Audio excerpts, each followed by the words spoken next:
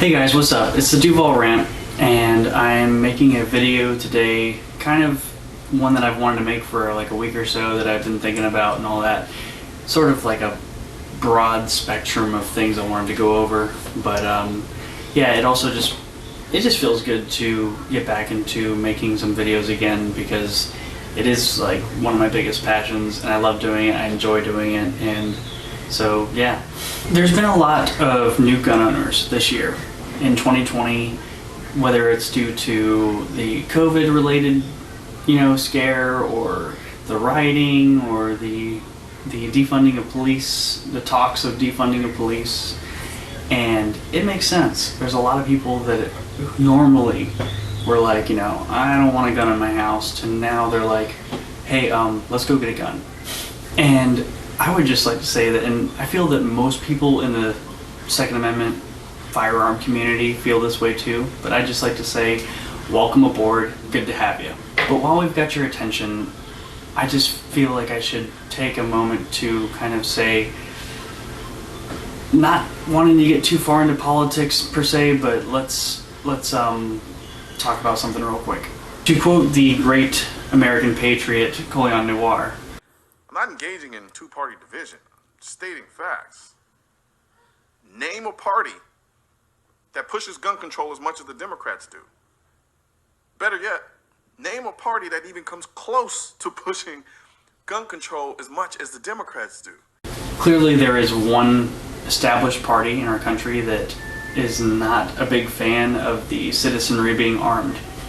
Now, there's a lot of debate over why that might be, and a lot of them seem to kind of present themselves in a more moral or altruistic standpoint. But at the end of the day, the reason why people in power are leery of guns and citizens being armed is because at the end of the day, the only way that a government or a party in power can enforce anything is at the end of a gun.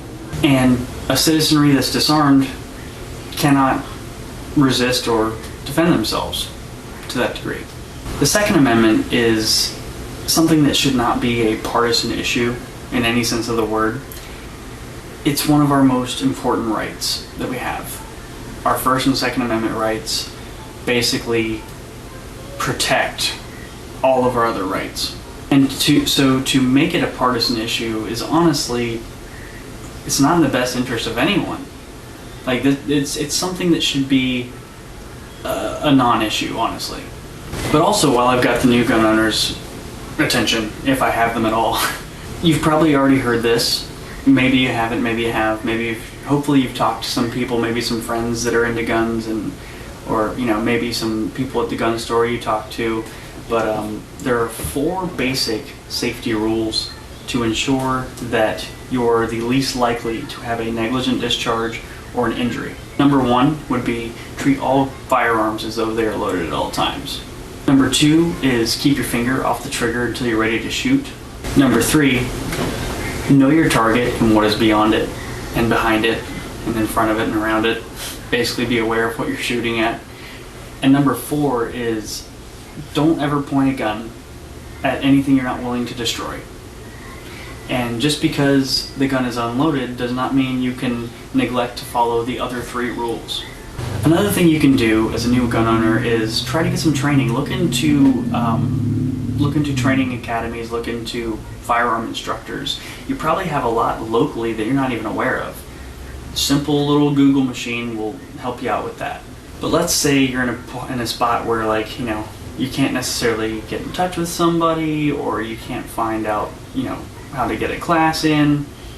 Most of these things are kind of like side quests in video games. If you go to the gun range, if you go to the gun store, and you just talk around with some people, I guarantee you within 5 to 10 minutes, somebody can get you set up with a training course. Training with your firearm that you bought, especially if it's your first one, and you intend on using it for self-defense, is incredibly important.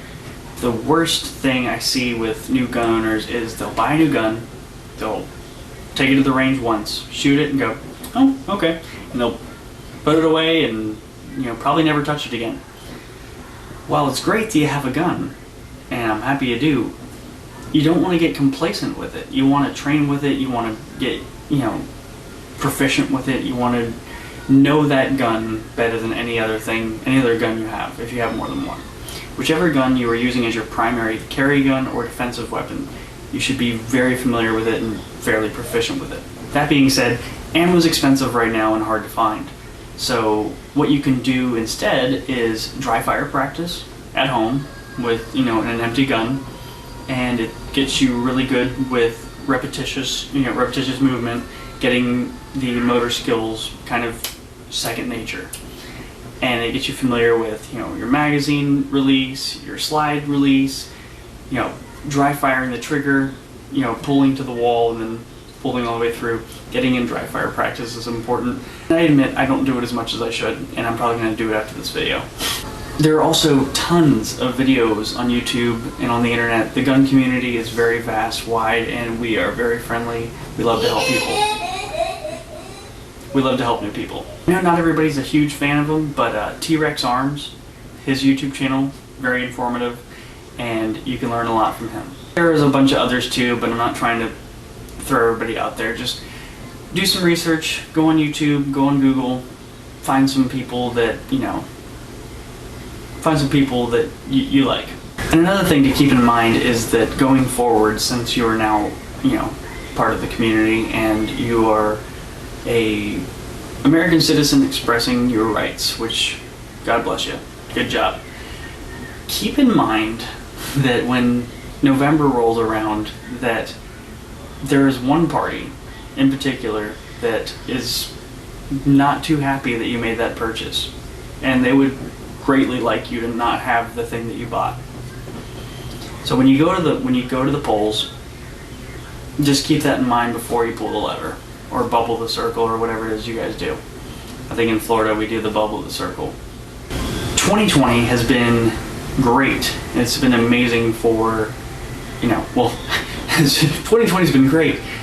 2020 has been a great year for the gun industry for sales.